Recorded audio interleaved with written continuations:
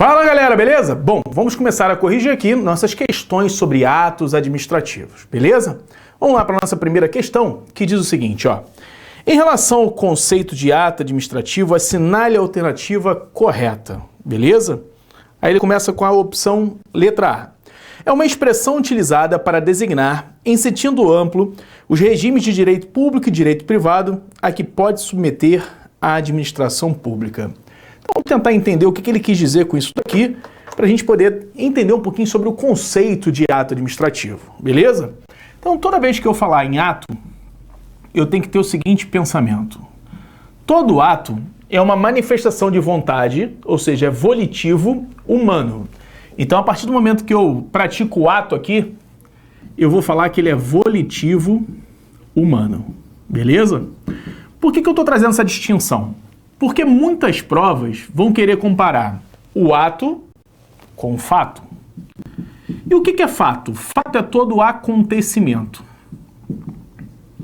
Alguns acontecimentos, né, vão decorrer de atos, então eles podem decorrer de determinados atos, ou eles podem ser independentemente de atos.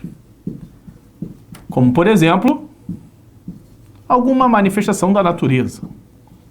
Como assim? Vamos tentar entender um pouquinho. A choveu, é um fato, beleza? Como ele não é a manifestação de vontade humana, nunca vai ser um ato. Então é um fato porque se trata de um acontecimento em decorrência de quem? Da natureza. Já o ato, ele é volitivo humano. Então, por exemplo, o cachorro ao morder, ele não pratica ato, porque ele não é humano. O cachorro ao morder é um animal, é uma coisa, beleza? É um bem semovente que causou um dano a alguém. Quem é o responsável? O cachorro? Não, é o dono do cachorro, porque se ele é considerado para o direito como coisa, ele possui um dono. Então, para ser ato, tem que ser volitivo humano.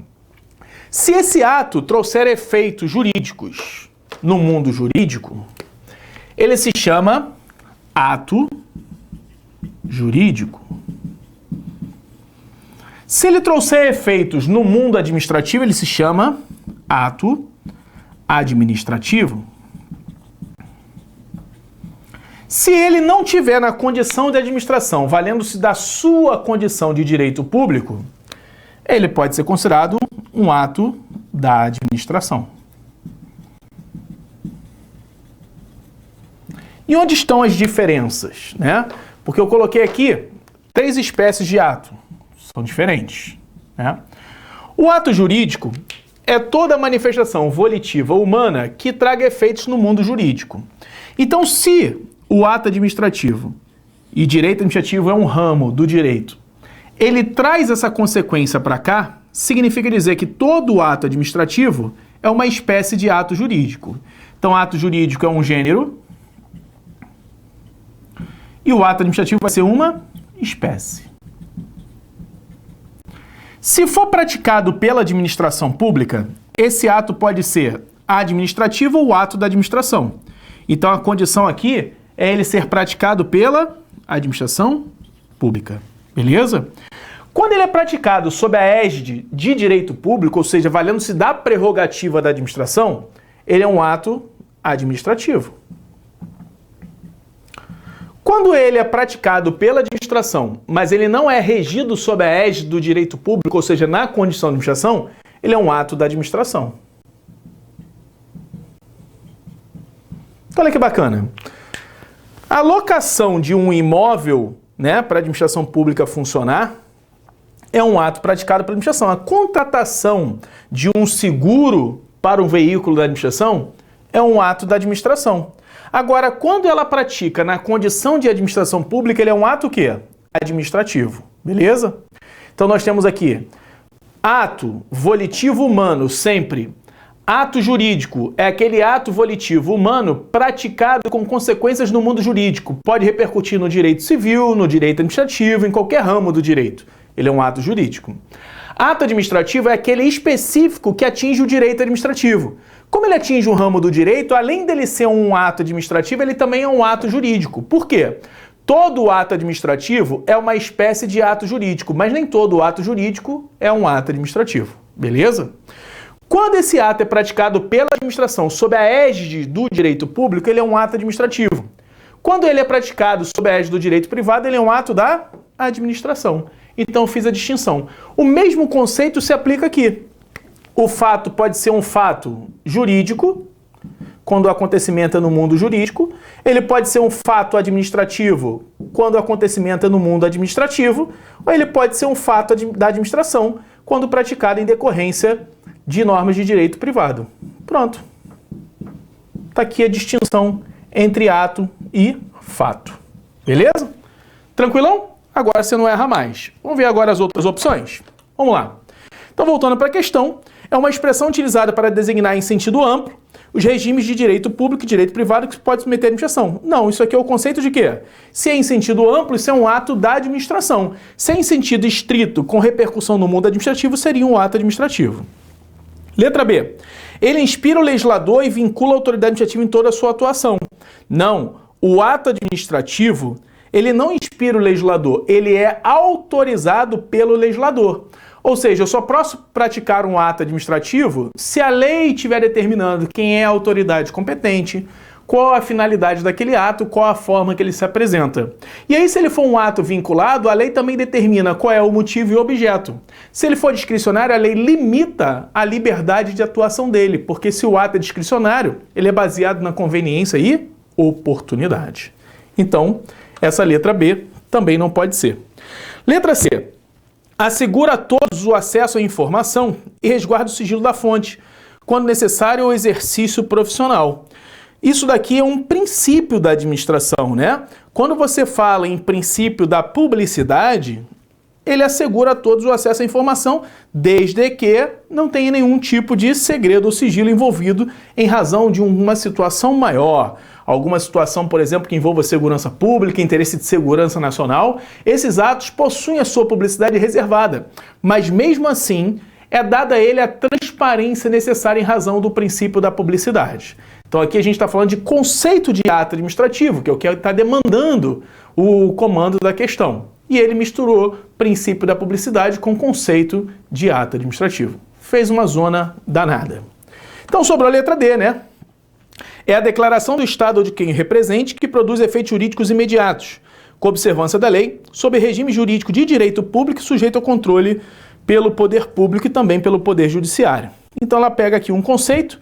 Esse conceito é muito semelhante ao conceito da Maria Silva Zanella de Pietro, que ela diz que é a declaração do Estado ou quem represente, ou seja, se não for Estado, eu estou na condição de Estado, que produz efeitos jurídicos imediatos. Ela está se referindo a adquirir, modificar, transferir, declarar direitos ou impor obrigações. E ainda ela segue dizendo o seguinte, com observância da lei, sob a égide de direito público. Tem um conceito do Eli Lopes Meirelles que é bem interessante, que fala de forma diferente do que está aí, mas não é muito diferente. Ele diz o seguinte, ó, é toda manifestação unilateral de vontade da administração pública que agindo nesta qualidade. Quando ele bota assim, ó, que agindo nesta qualidade, é porque está regido pela norma de direito público, que tenha por fim imediato adquirir, resguardar, modificar, transferir, declarar direitos ou impor obrigações. Isso encontra respaldo justamente quando ele fala assim, ó, produz efeitos jurídicos imediatos. Então, a partir do momento que eu tenho os conceitos, mesmo que de formas diferentes, trazem a mesma situação. Vem aqui comigo. Toda vez que ele fala de ato administrativo, ele está falando sempre de uma manifestação unilateral de vontade da administração pública.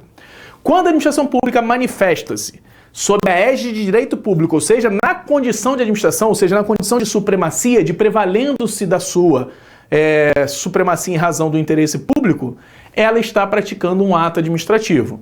E aí ela vai ter que ter esses efeitos jurídicos imediatos, né? Seja adquirindo, resguardando, modificando, ou seja, alguma consequência no mundo administrativo. Beleza? Então, gabarito da questão 1, letra D de dado. Tranquilo? Molezinha, né? Vamos para a questão de número 2. De acordo com a teoria dos atos administrativos, o requisito de validade do ato discricionário, que consiste na situação fática ou jurídica cuja ocorrência autoriza ou determina a prática do ato, denomina-se...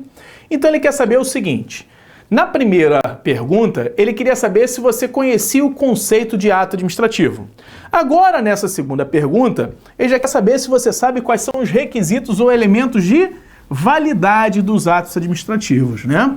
Quais são os requisitos ou elementos de validade dos atos administrativos? Muitos de vocês decoraram os requisitos ou elementos de validade do ato administrativo como COFIFOMOB. Não está errado, não, né? Isso vai ajudar você em 80% das questões, né? O problema é aqueles 20% que pode vir de uma forma diferenciada. Os requisitos basicamente são competência, finalidade, forma, motivo e objeto. Beleza? Então, o famoso COFIFOMOB, que a maioria de vocês já decorou. O CO de competência também pode ser chamado de sujeito, né? Competência também pode ser chamado de sujeito. FI de finalidade, FO de forma, MO de motivo e OB de objeto. Beleza? O que vai distinguir esses requisitos ou elementos de validade de um ato vinculado para um ato discricionário? Se esse ato aqui for vinculado, significa dizer que ele é um ato regrado. O que seria um ato regrado? Ato regrado é aquele que a lei determina todos os seus requisitos ou elementos de validade.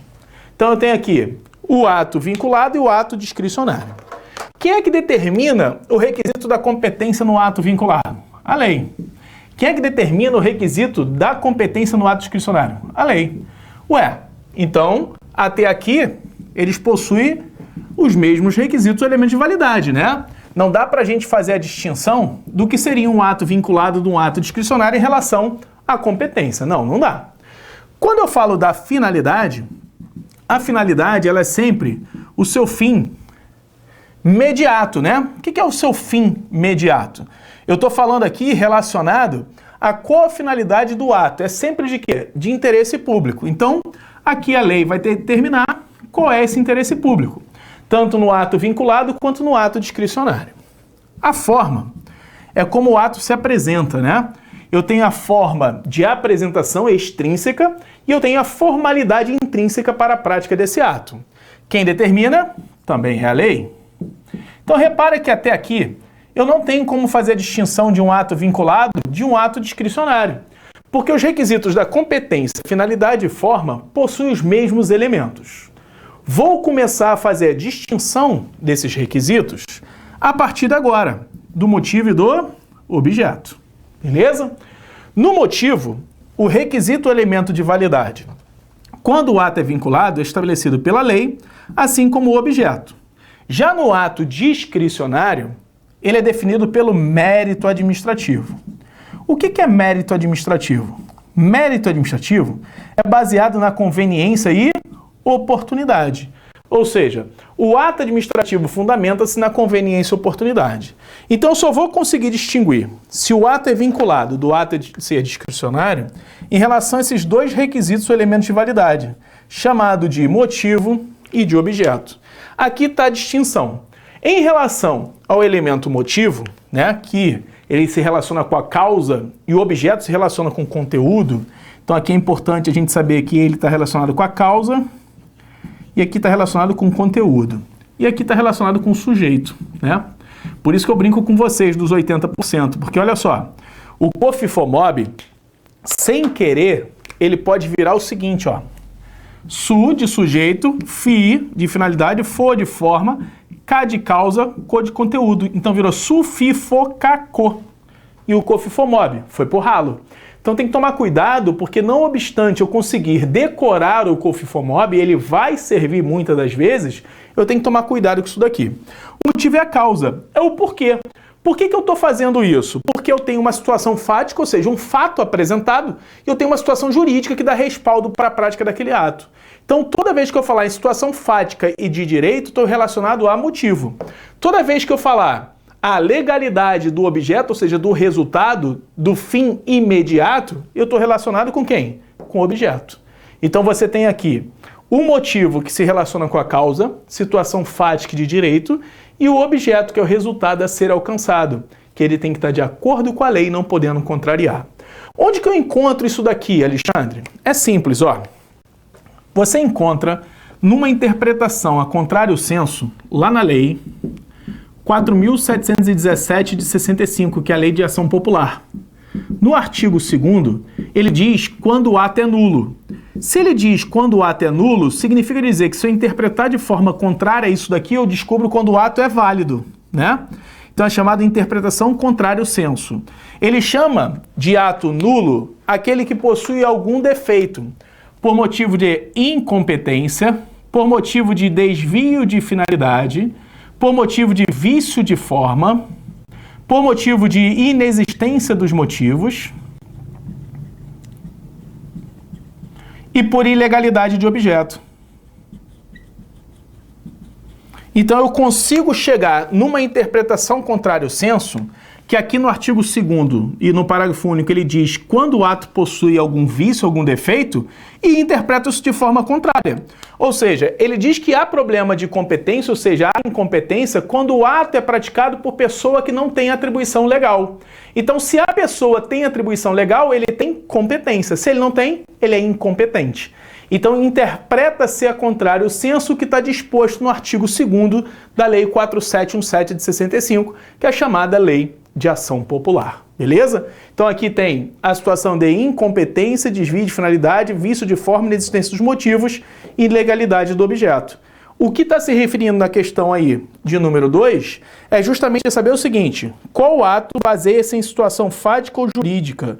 Ou seja, qual é o ato que tem fundamento em situação fática ou situação de direito, chamada de situação jurídica, que autoriza ou determina a prática do ato? Resposta, letra E, motivo. Beleza? Então, toda vez que vier situação fática ou situação de direito, eu estou me relacionando com o motivo do ato. Então, você tem aí os demais requisitos ou elementos, competência, finalidade, objeto e forma, e aí a resposta aí é letra E, motivo. Beleza? Vamos lá para a questão de número 3, molezinha também. O ato administrativo possui 5 requisitos necessários à sua formação, que constituem na infraestrutura do ato administrativo, seja ele vinculado ou discricionário, simples ou complexo, de império de gestão. Quais são esses requisitos? E o legal dessa questão é o seguinte: ele tenta te trazer algum nível de dificuldade. Ele mistura, tá vendo aqui, ó, classificação de atos com os requisitos ou elementos de validade. Na verdade, o que ele queria saber é o seguinte, ó: o ato vinculado é aquele que a lei estabelece todos os requisitos ou elementos necessários à sua feitura, né, à sua prática. O ato discricionário é aquele que a lei faculta ao administrador o motivo e objeto a ser alcançado naquele caso concreto. O ato simples é o ato que depende da manifestação de vontade de um único órgão. O ato complexo é aquele que depende da manifestação de vontade de 2 ou mais órgãos num único ato. E o ato de império é que ele se utiliza da questão da supremacia do interesse público. E o ato de gestão é que ele não se utiliza da questão da supremacia do interesse público sobre o interesse privado na prática daquele ato, na realização daquele ato. Seria, por exemplo, um ato de gestão de expediente. Tá ok? Então nós temos essas distinções entre os atos. Só que a questão tá cagando, ele botou isso daí só para complicar o seu entendimento. O que ele quer saber é o seguinte: quais são os requisitos ou elementos de validade? E aí, se tu decorou o co, fi, for, mob, você ia acertar, né? Co de competência, fi de finalidade, for de forma, mo de motivo e ob de objeto. O desgraçado nem alterou a ordem, né? Então, gabarito, letra A. A letra B tá absurda, as questões ele inventou. A letra C ele mistura princípio com um monte de zona e a letra E também. Ou seja, questão ridícula que ele deu para qualquer um. Qualquer um acertava essa questão porque não tinha nível de dificuldade nenhum. Beleza? Questão de número 4. Vamos lá? A questão número 4 diz assim, ó: sobre competência administrativa, assinale a alternativa correta. Letra A. A competência administrativa há de se originar do texto expresso contido na Constituição, na lei, nesse caso, a regra geral, em normas administrativas. O que ele está falando sobre isso daqui? Ele está falando sobre a prática de um ato administrativo relativo à lei, né? Quem é que determina a competência para a prática do ato? É a lei. E quando eu digo lei, eu estou falando lei no seu sentido mais amplo da palavra. Óbvio que a Constituição Federal é uma lei, é chamada de lei maior. E qual competência, por exemplo, que eu encontro na Constituição Federal? A competência, por exemplo, do Presidente da República. Lá no artigo 84, inciso 4, fala sobre a competência do Presidente da República para expedir decretos. Então nós temos aí uma norma constitucional que dá uma competência administrativa ao presidente da República. É ele que regulamenta, ou seja, explica a correta aplicação da lei. Então a competência está prevista na Constituição. Outras competências que nós temos, por exemplo, é se você pegar as competências das autoridades para nomear para cargos públicos efetivos ou cargos em comissão também. Você tem a lei, que é o estatuto que determina quem é a autoridade competente para fazer essas nomeações. Então observe aqui que a competência sempre vai estar prevista em uma lei. Essa lei pode ser uma lei maior, como por exemplo a Constituição Federal, pode ser uma lei específica, pode ser uma lei orgânica, pode ser uma lei delegada ou pode ser até um ato normativo, como por exemplo um decreto, fazendo por exemplo a delegação de competência para outra autoridade. E ali ele vai ter a atribuição, ou seja, vai ter a competência para a prática daquele ato. Então, logo de cara, o gabarito aí é letra A. Por que não pode ser a letra B de bola? Vamos analisar? A letra B diz o seguinte, ó. A competência administrativa não recebe a incidência de figuras normalmente aceitas no campo do direito privado. Por isso, duas são as características que se reveste. A primeira é a improrrogabilidade, vez que a competência de um órgão não se transfere para outro por acordo entre as partes, ou por assentimento do agente da administração. Fixada em norma expressa, deve a competência ser rigidamente observada por todos. A segunda é a iderrogabilidade, que determina que a incompetência não se transmuda em competência. Ou seja, se um órgão não tem competência para certa função, não poderá vir a tê-la supervenientemente, a menos que a antiga norma definidora seja alterada.